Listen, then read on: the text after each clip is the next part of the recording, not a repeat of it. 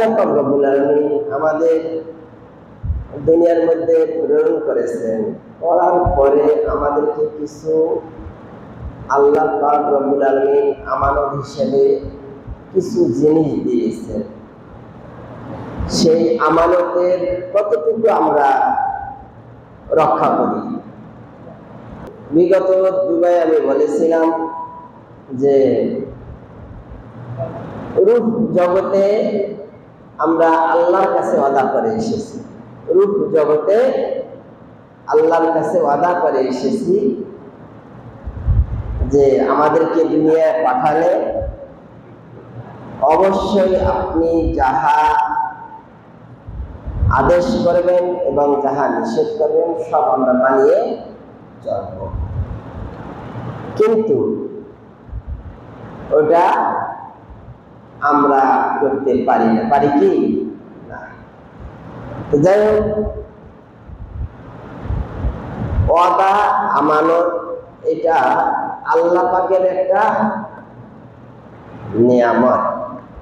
আল্লাহ পাক যে আমাদেরকে নিয়ামত দান করেছেন, আমাদের একটা চক্ষু দিয়েছেন, দুটা চক্ষু দিয়েছেন, কত সুন্দর দেন নাই? এটা আল্লাহ পাকের কি নিয়ামত কিনা? দুটা কান দিয়েছেন শোনার জন্য, তারপরে নাসিকা দিয়েছেন ঘ্রাণ শক্তি নেওয়ার জন্য, দাঁত দিয়েছেন আমাদেরকে চিবিয়ে খাওয়ার জন্য, তাই না? আচ্ছা, যাদের দাঁত নাই সে বোঝে দাঁতের কি মর্যাদা, তাই না? তো কথা হলো, এগুলো আমাদের জন্য একটা আমানত। এগুলো আমাদের আমরা কতটুকু আমরা আমল করি। আমি সূরা নিসা 58 নং আয়াত তেলাওয়াত করেছি। তা আল্লাহ পাক রব্বুল আলামিন এখানে ইরশাদ করেছেন, ইন্নাল্লাহা, নিশ্চয়ই আল্লাহ পাক রব্বুল আলামিন ইয়া'মুরু মানে আদেশ করেছেন। ইয়া'মুরু শব্দের অর্থ হচ্ছে আদেশ করেছেন। কে আদেশ করেছেন? আল্লাহ। আর তুয়াদ্দুল আমানাতা, তুয়াদ্দু শব্দের অর্থ হচ্ছে আল্লাহ দিয়েছেন। দিয়েছেন কি দিয়েছেন? আমানত। আমানত দিয়েছেন ইলা আহলিহা, ইলা দিকে আহলান শব্দের অর্থ হচ্ছে পরিবার বর্গ। অর্থাৎ আল্লাহ পাক রব্বুল আলামিন যে নির্দেশ দিয়েছেন সেই নির্দেশ অর্থাৎ যে আমানত দিয়েছেন সেই আমানত সঠিক হকদার, সঠিক হকদারকেই অর্পণ করতে হবে। যেমন উদাহরণ দিয়ে বলা যায়, আপনার ভাই মারা গেছে, আপনার ছোট ছোট ভাতিজা ভাতিজি আছে, তার যতটুকু সম্পদ আপনি রক্ষণাবেক্ষণ করবেন, করার পরে তাদেরকে সঠিকভাবে ফিরিয়ে দিতে হবে। তাদেরকে সঠিকভাবে ফিরিয়ে দেওয়ার নামই হচ্ছে এটা আমানত, ঠিক কিনা? অথবা আরো বোঝা যায়, উদাহরণ দিয়ে বলা যায়, আপনার কাছে একটা গচ্ছিত জিনিস রাখা হলো, যে কোনো জিনিস, টাকা হোক, পয়সা হোক, সোনা হোক, রূপা হোক, যা হয় হোক, যে কোনো জিনিস, এটা আপনার প্রতি রাখা হলো আমানত হিসাবে। যখন চাইবে তখন এটা অনুরূপভাবে যেভাবে দেওয়া হয়েছে অনুরূপভাবেই তাদের হাতে ফিরে দেওয়া, এটার নামই হচ্ছে আমানত। আর আমানত আরো অনেক আলোচনা আছে, ব্যাপক আলোচনা আছে, পর্যায়ক্রমে যতটুকু পারা যায় ইনশাআল্লাহ। এই যে আল্লাহ পাক এই জন্য বলছেন, ইন্নাল্লাহা ইয়া'মুরুকুম আন তু'আদ্দুল আমানাত। আল্লাহ পাক রব্বুল আলামিন যে আমানত আপনাদেরকে দিয়েছেন, সেই আমানতটুকু যার প্রাপ্য ইলা আহলিয়া, তাদেরকে যথাযথভাবে ফেরত দিতে হবে। এই আয়াতের মধ্যে দুটো বিষয় আছে। একটা হচ্ছে আমানত তার সঠিকভাবে ফেরত দিতে হবে, বা সঠিকভাবে দিতে হবে। আর 2 নম্বরটা আছে ওয়াইদা হাকামতুম বাইনান নাস আও তাহকুমু বিল আদল। 2 নম্বরটা আছে যখন কোন মানুষের মাঝে বিচার কার্য ফায়সালা করা হবে। বিচার কাজ ফায়সালা হয় না, আমরা করি না। অনেক আমাদের এলাকায় অনেক দাঙ্গামা হাঙ্গামা হয়, খুন খারাপি, লুণ্ঠন, ছিনতাই, রাহাজানি, লুটতারাজ, ডাং মার ইত্যাদি ইত্যাদি হয়। কিন্তু আমরা ঘরোয়া ভাবে বসে আমরা একটা ফায়সালা দেই কি দেই না, সমাধান দেই কি দেই না। সেই কথা আল্লাহ বলছেন এটা ঘরোয়া ভাবে এখানকার কথা হোক আর কোর্ট কাছারিতে হোক, যেটা সঠিক সঠিক, তাই না? এখানে বলা হয়েছে ওয়াইদা হাকামতুম বাইনান নাস আও তাহকুমু বিল আদল, যখন তোমরা মানুষের মাঝে বিচার কার্য ফায়সালা করো, সমাধান করো, সেটা কি করতে হবে? বিল আদলে, অর্থাৎ ন্যায় ইনসাফের সহিত সেটা বিচার কাজটা সমাধান করতে হবে। না যার জোর যার মুল্লুক তার, হ্যাঁ, মাইট ইজ রাইট, এটা কি না, এটা হতে পারে না। কেননা একজন দুর্বল, একজন সবল, এরা মনে করেন দুজনে ঝগড়া করেছে, মারামারি করেছে, বলেন তো দুর্বল কি পাবে সবলের সাথে? পাবে? পাবে না। এখন এখানে দেখতে হবে কি নিয়ে তার ঝগড়াটা বেঁধেছে, কি নিয়ে ডাংবাইল করেছে, সেটার হকদার কে? হকদার কে? এটা হকদারের উপর তার বিচারটা ফায়সালা করতে হবে, ঠিক কিনা? এই জন্য বলছেন ওয়াইদা হাকামতুম বাইনান নাস, যখন মানুষের মাঝে কোনো বিচার কার্য ফায়সালা করা হয় আও তাহকুমু বিল আদল, সেটা যেন ন্যায় এবং ইনসাফের সহিত হয়। আচ্ছা বলেন তো বর্তমান বাংলাদেশ সহ গোটা বিশ্বে ন্যায় ইনসাফের সহিত বিচার হয় কি? হয়? আল্লাহ পাক রব্বুল আলামিন বলেন ইন্নাল্লাহা নি'মা ইয়াইদুকুম বিহি। আল্লাহ বলছেন ইন্নাল্লাহা, নিশ্চয় আল্লাহ তাআলা, নি'মা উত্তম ভাবে, ইয়াইদুকুম বিহি আপনাদেরকে উপদেশ দিয়েছেন। উত্তম উপদেশ আল্লাহ পাক রব্বুল আলামিন দান করেছেন। কারণ না এই কোরআনুল কারীমে যত কথা আছে সব উত্তম কথা, ঠিক কিনা? উত্তম, কোন দ্বিমত কথা এই কোরআনের মধ্যে নেই। এই জন্য আল্লাহ বলছেন যে যত তোমাদেরকে নিয়ামত দেওয়া হয়েছে, যত তোমাদের যত হুকুম দেওয়া হয়েছে, বিধান দেওয়া হয়েছে, সেটা তোমাদের জন্য উত্তম উপদেশ দেওয়া হয়েছে, উত্তম ভাবে তোমরা সেটাকে আদায় করবে। ইন্নাল্লাহা কানা সামিউন বাসীর, নিশ্চয় আল্লাহ পাক রব্বুল আলামিন শোনেন এবং দেখেন। আল্লাহ শোনেন না, দেখেন না? দেখেন। এই জন্য হচ্ছে ইন্নাল্লাহা, নিশ্চয় আল্লাহ তাআলা, কানা সামিউন বাসীর, নিশ্চয় আল্লাহ শোনেন এবং দেখেন। এখন আমানত, আরো অনেক অর্থে আমানত আছে।